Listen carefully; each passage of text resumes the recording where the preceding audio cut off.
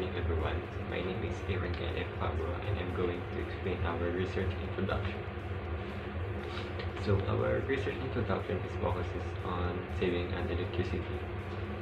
Saving on electricity is a good thing because in our current situation right now, most of our parents can work because of this pandemic. So some of them can afford to pay the electricity bills on time. So the help of this research is for that and for the fish keepers also.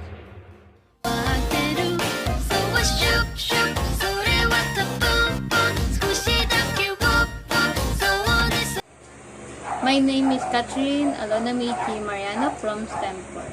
Before I give the objective of our research, I will give some information about our research, Aquatronic. Aquatronic are about using aquarium water to produce electricity.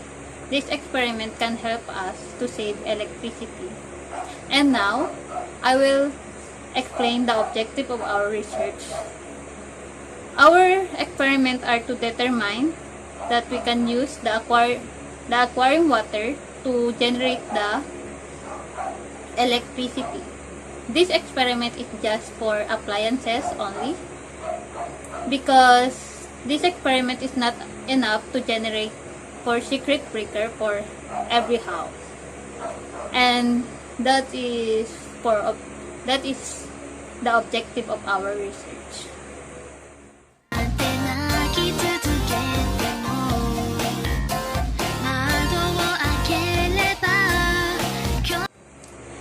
The statement of the problem of our research.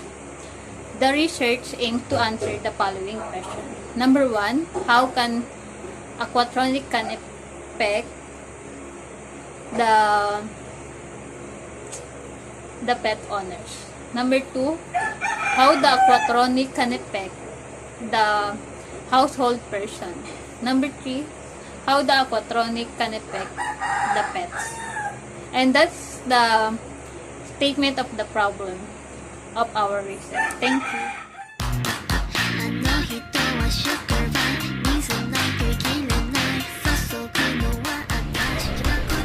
The significance of our study is for the pet owners, fish keepers, and future researchers that Aquatronic will become beneficial for them.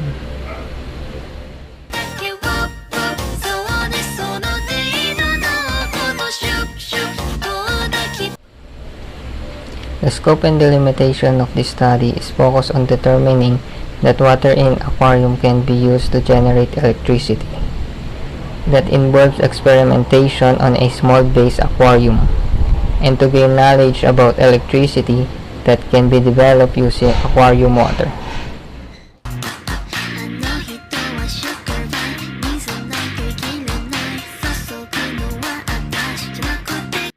Research. The term household person is used to mean as the person who lives in the house as member of family. In this research, the term saltwater aquarium is used to mean as a container like a glass with the salt water. In this research, the term fish keeper is used to mean as a person who cared the fish. In this research, the term effectiveness electricity is used to mean as to affect the interaction of electrons.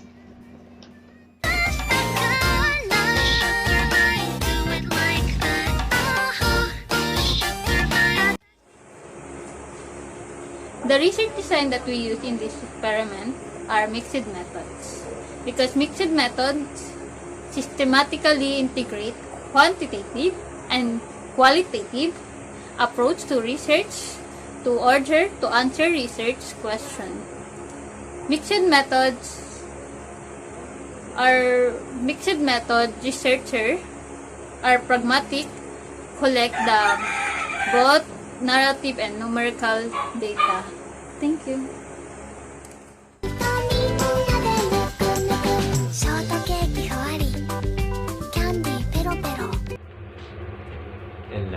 I'm going to explain our research something.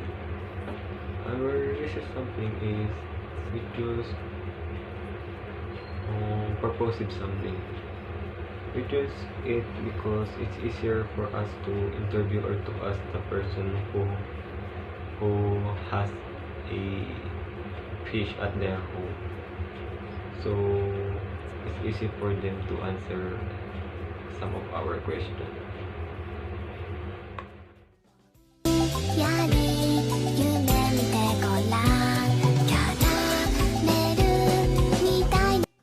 For the summary, the researchers aims to reduce the electricity bill or electricity consumption of the household person or the pet owners.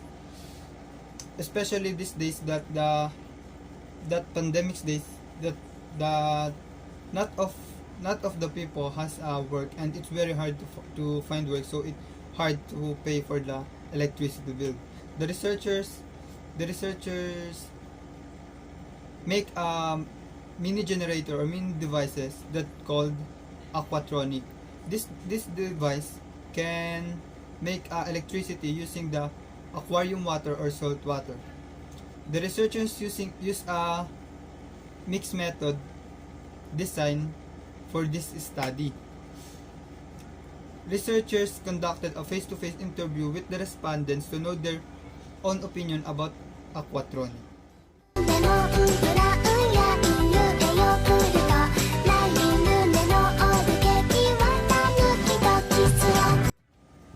For the conclusion, the researchers investigated how we can save electricity using the aquarium water or the salt water. Based on the 3 respondents that we the researchers interviewed, some says that Aquatronic have a huge benefit for them, especially this time of pandemic days that all of us is very busy in finding works. They say it can help them because it can lessen their electricity bill, and it can also clean their own aquarium without any hassle. People in our country must be aware of the Aquatronic so they have knowledge on how they can lessen their electricity bill. At the same time, they can enjoy their pets, and also for them to get familiar about the benefits of Aquatronic.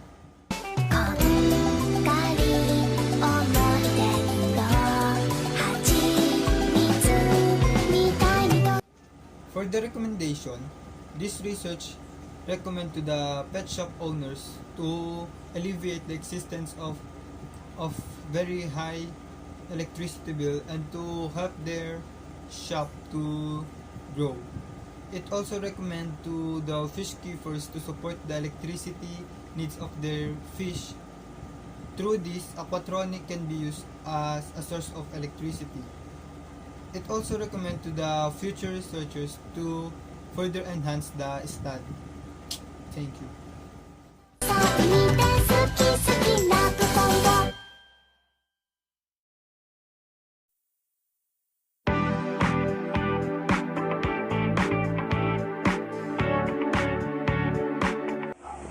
The question that gave it to me is how the Aquatronic can affect the pet owner. Well, based on our survey and our chapter 4, Aquatronic can affect the pet owner in terms of saving electricity by producing electricity of Aquatronic its own electricity, so that the owner can lessen the electricity bills, and also the pet owners can actually benefit from Aquatronic because it can lessen their works. They don't need to clean the aquarium weekly because Aquatronic can clean the water of aquarium itself, and also to save electricity bills. Having Aquatronic at home is more convenient to the pet owners of their pets is peace, because Aquatronic is not suitable to other animals like cat or dogs because they are not living in the water. And that's the answer of the question that given to me. Thank you very much.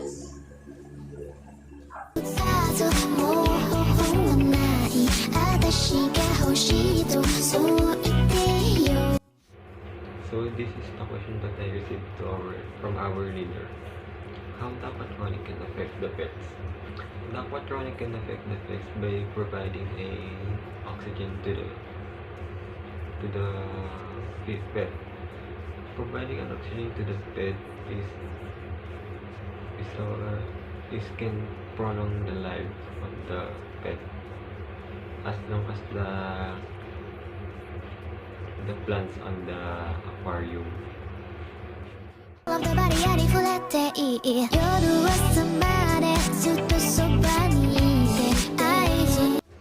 this is the second question that I received from our leader again. What are your main objectives in your study? The main objectives of this study is to provide an alternative sources of electricity for a productive fish keeper and to lessen to save the electricity from their home, and so for the fish also to live them longer.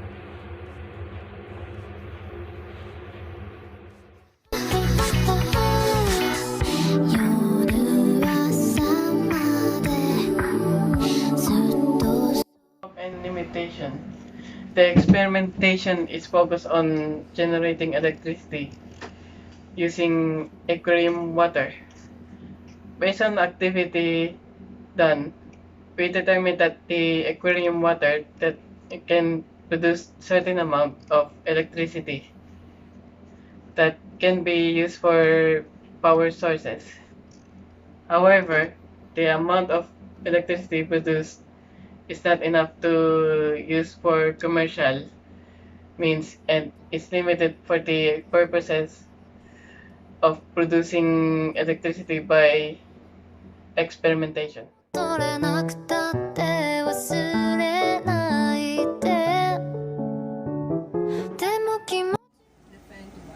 Yes, it is feasible. But first of all, let me tell you how we did this.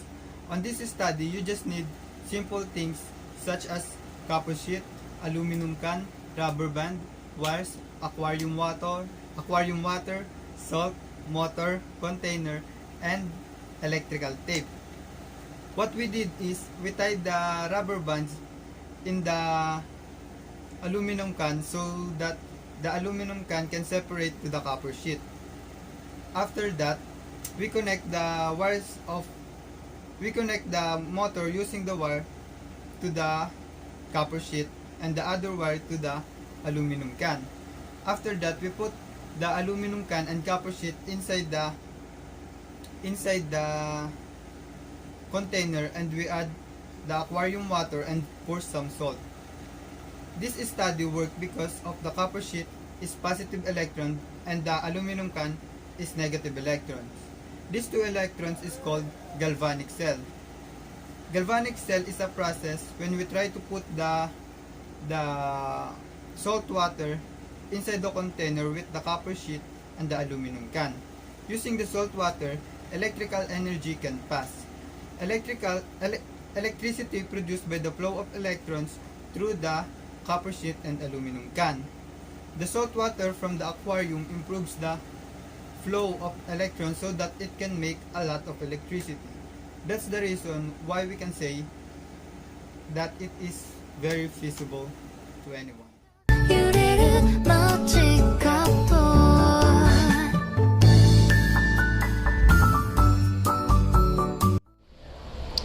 Research instrument. This study is a qualitative, descriptive form of research. The researchers will gather the information in a method of interview for data gathering through face-to-face conversation, and the instrument is used to determine the effectivity of Aquatronic for everyday lives of fish keepers.